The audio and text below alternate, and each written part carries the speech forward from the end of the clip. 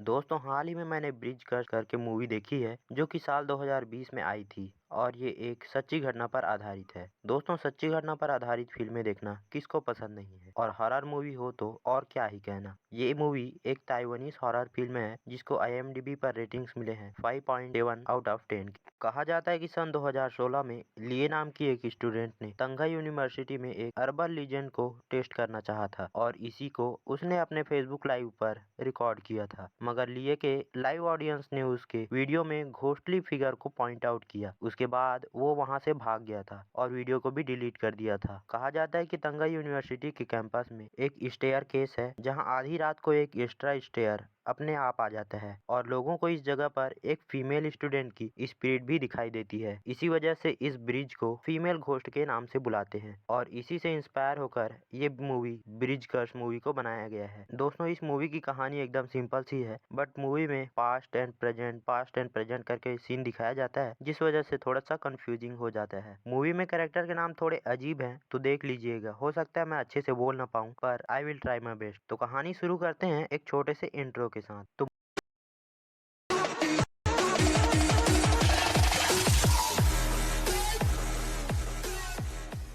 तो मूवी की शुरुआत 26 फरवरी 2016 में होती है जहां तुंगू यूनिवर्सिटी से होती है, जहां तुंगू यूनिवर्सिटी के कुछ स्टूडेंट उसी ब्रिज के पास जाते हैं और वो यहां करेज टेस्ट करने आए थे। मूवी में बताया गया है कि एक फीमेल स्टूडेंट रात के 12 बजे तक उस ब्रिज पर अपने बॉयफ्रेंड का इंतजार करती है, पर उसका बॉयफ्रेंड वहां पर नहीं आता और फाइनली लड़की लेक में कूदकर अपनी जान दे देती है और तब से उसकी आत्मा वहां पर भटकती है। स्टूडेंट का ये भी मानना था कि वहां पर 13 स्टेयर्स, मगर रात के 12 बजे वहां एक स्टेयर अपने आप बढ़ जाता है। लोगों का ये भी मानना था कि अगर कोई आधी रात उस स्टेयर पर खड़े होकर पीछे मुड़ता है तो उस लड़की की स्पिरिट उसे अपने साथ ले जाती है। और इसी को टेस्ट करने के लिए तुंगू यूनिवर्सिटी के कुछ स्टूडेंट्स करेज टेस्ट करने वहां चले जाते हैं और उसे लाइव रिकॉर्ड भी कर रहे थे। इनके ग्रुप में 6 लोग थे और इनमें एक लड़का जिसका नाम वेन याओ था, उसे चेयर पर बैठाकर आंख पर पट्टी बांध देते हैं। बाकी स्टूडेंट्स उसके पीछे जाकर इसे रिकॉर्ड करने लगते हैं। वेन याओ पट्टी खोलकर स्टेयर्स गिनते हुए उस पर चढ़ने लगता है। क्योंकि वेन याओ स्टेयर्स गिनने लगा था जो कि उनके प्लान का हिस्सा नहीं था, तो सभी उसके पीछे चले जाते हैं टू स्टॉप हिम, मगर वेन याओ नहीं रुकता और तब तक उसके फ्रेंड्स भी स्टेयर्स पर चढ़ चुके थे। तभी उनके पीछे रखा चेयर आवाज करता है जिससे डरकर वो पांचों फ्रेंड्स मुड़ जाते हैं, मगर जैसे ही वे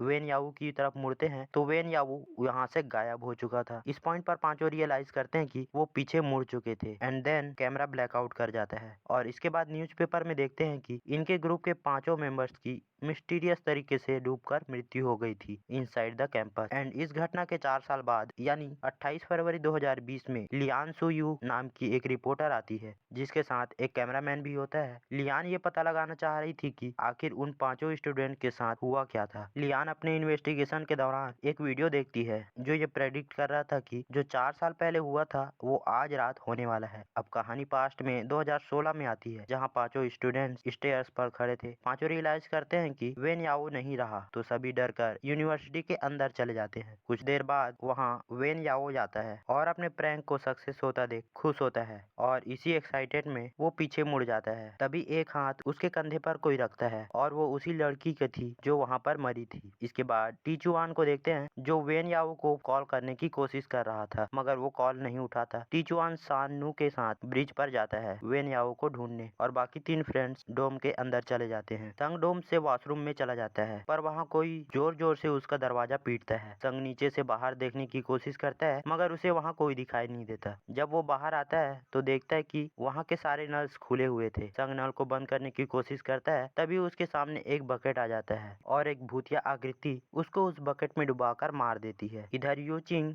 सब रिकॉर्ड कर रही थी और जब हसीन चियाओ बाथरूम में होती है तो उसे लगता है जैसे वहाँ कोई है। यू चिंग को वो चेक करने को कहती है मगर वहाँ कोई नहीं था। यहाँ पर यू चिंग हसीन चियाओ को डरा देती है जिससे नाराज होकर हसीन चियाओ वहाँ से चली जाती है। यू चिंग का हाथ अब गंदा हो गया था जिसे वो साफ करती है। तभी वहाँ पर संग की पजेस्ड बॉडी को देखती है जिससे डरकर वो वहाँ से भागती है। इधर हसीन चियाओ एक रूम में जाती है जहाँ पर कोई उसका पैर पकड़ लेता है जिसे वो डरकर एक बेड के ऊपर चढ़ जाती है, लेकिन यहाँ उस लड़की का घोस्ट आ जाता है और डोर अपने आप लॉक हो जाता है। हसीन चियाओ जोर से चिल्लाने लगती है तभी यू चिंग वहाँ पर दरवाजा खोलती है और दोनों अब वहाँ से भागने लगते हैं। दोनों स्टेयर्स से बाहर आने की कोशिश करते हैं, नोटिस करते हैं कि स्टेयर्स खत्म ही नहीं हो रहे थे। दोनों एक दरवाजे को खोलते हैं और देखते हैं कि वो दोनों छत पर पहुंच गए थे। यूचिंग अब इस वक्त काफी डरी हुई थी और हसीन चियाओ उसे प्रॉमिस करती है कि उसे वो बचा लेगी। तभी वो लड़की की स्पिरिट आती है और हसीन चियाओ को वहाँ से नीचे फेंक देती है और उसके ठीक बाद यूचिंग को पानी की टैंक में डुबाकर मार देती है। इधर टीचुआन और सान्नू को वेन याओ का फोन ब्रिज पर मिलता है। उसके बाद दोनों सीसीटीवी रूम में चले जाते हैं क्योंकि उन्हें लगता है कि वेन याओ कैंपस के अंदर ही है। सान्नू पूछती है कि क्या सच में उस लड़की की मृत्यु हुई थी और तब टीचुआन बताता है कि वो लड़की ब्रिज पर अपने बॉयफ्रेंड का इंतजार कर रही थी लेकिन वो नहीं आया और वो जब 13 स्टेयर्स पर खड़ी थी तो उसे 5 लोग खींच कर ले जाते हैं और उसे मारकर लेक में फेंक देते हैं। तभी सीसीटीवी में सान्नू को एक लड़की दिखाई देती है जो कि कैमरे से दूर खड़ी थी, लेकिन वो अचानक कैमरे के पास आ जाती है जिससे सान्नू डर जाती है। मगर यहाँ पर नोटिस करने वाली बात ये थी कि टीचुआन को कुछ दिखाई नहीं दिया था। खैर दोनों एक रूम में जाते हैं जहाँ लाइट्स ऑफ थे। टीचुआन सान्नू को वहाँ खड़े रहने को कहता है और लाइट ऑन करने के लिए चला जाता है तो उसे वहाँ वेन याऊ दिखता है और वो उसके पीछे जाने लगता है और इसी दौरान सान्नू टीचुआन को ढूंढने लगती है। अब वो घोस्ट लड़की सान्नू को डराने लगती है। कुछ बॉडी अपने आप अचानक हिलने लगते हैं जिसके वजह से सान्नू बहुत डर जाती है, लेकिन टीचुआन वहाँ आ जाता है और दोनों वहाँ से भाग जाते हैं। तभी उन्हें हसीन चियाओ दिखती है जो असल में उस लड़की का घोस्ट था और वो उन्हें अपने साथ पीछे आने को कहती है। कुछ देर में दोनों रियलाइज करते हैं कि हसीन चियाओ उन्हें ब्रिज की तरफ ले जा रही थी तो दोनों समझ जाते हैं और वहाँ से भागने की कोशिश करते हैं तो वो स्पिरिट सान्नू को हवा में अपनी तरफ।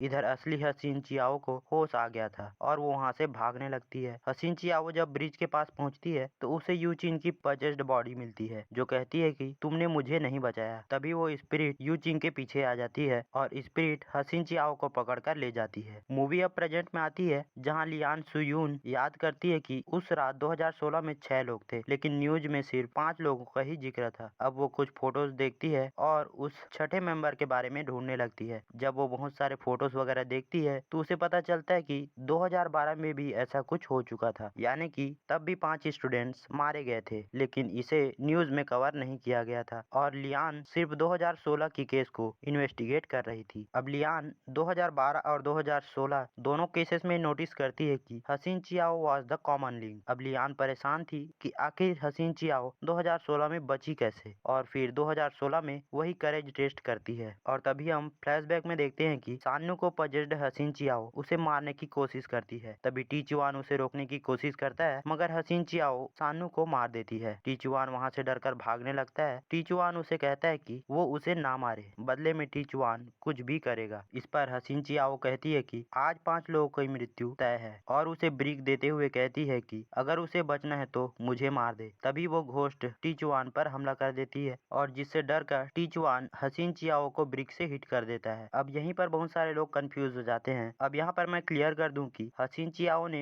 2012 का रेज टेस्ट लिया था और घोस्ट लड़की के स्पिरिट के साथ ये डील किया था कि अगर वो उसे छोड़ देगी तो 4 साल बाद वो यहाँ 5 लोगों को लेकर आएगी जिससे स्पिरिट उन 5 को मार सके। इसमें हसीन चियाओ 2012 में तो बच गई थी और मगर अगले 4 साल तक वो स्पिरिट के कब्जे में थी। और इसके बाद हम कुछ सीन में देखते हैं कि कैसे हसीन चियाओ ने अपने दोस्तों को मैनिपुलेट करके उस जगह पर लाई थी। अब हम प्रेजेंट में लियान को देखते हैं जो 2016 की कुछ पिक्चर्स देख रही थी। लियान का कैमरामैन अब ब्रिज के पास पहुंच गया था जिसने 5 स्टूडेंट्स को कुछ पैसे देकर वहां टेस्ट के लिए बुलाया था। लियान रियलाइज करती है कि आज की ही रात 2016 में 5 लोग मारे गए थे तो वो अपने कैमरामैन को कॉल करती है मगर वो कॉल नहीं उठाता। तभी वो कंप्यूटर पर 2016 के पूरे ग्रुप को देखती है जिसमें 5 लोगों की तस्वीर थी जो मारे जा चुके थे और छठे मेंबर का फोटो मिरर से रिफ्लेक्ट होकर दिख रहा था। और ये देखकर लियान हैरान थी कि 2016 में छठा मेंबर और कोई नहीं बल्कि उसका प्रेजेंट कैमरामैन टीचुआन है। तो हाँ दोस्तों, जो डील 2012 में हसीन चियाओ ने किया था वही 2016 में टीचुआन ने किया था टू सेव हिज लाइफ। अब लियान को कंप्यूटर स्क्रीन पर स्पिरिट दिखती है। तभी टीचुआन उसके पीछे आ जाता है और वो कहता है कि उसने जिंदा रहने के लिए बहुत सफर किया है और वो लियान पर हमला कर देता है। सीन अब ब्रिज पर शिफ्ट होता है जहाँ हम टीचुआन को कैमरे में रिकॉर्ड करते हुए देखते हैं। टीचुआन 5 स्टूडेंट्स को स्टेयर्स पर चढ़ने को कहता है और कहता है कि वो इंड तक पहुंच जाए तो उन्हें पीछे मुड़कर देखना होगा। और टीचुआन को हम मुस्कुराते हुए देखते हैं और मूवी यहीं पर खत्म हो जाती है। तो दोस्तों ये थी ब्रिज कर्स मूवी की कहानी, जो कि काफी सिंपल है। बात करें इसकी खासियत की तो ये एक सच्ची घटना पर आधारित है। इस मूवी में ट्विस्ट यही है कि घोस्ट लड़की की स्पिरिट हमेशा 5 लोग को मारती थी और एक को छोड़कर उसके साथ सौदा कर लेती थी, जिससे आने वाले अगले 4 साल में उसे फिर से 5 विक्टिम्स मिल सके। तो आई होप एक्सप्लेनेशन आपको पसंद आया होगा। अगर हाँ तो चैनल को सब्सक्राइब करके वीडियो को एक लाइक करना मत भूलना।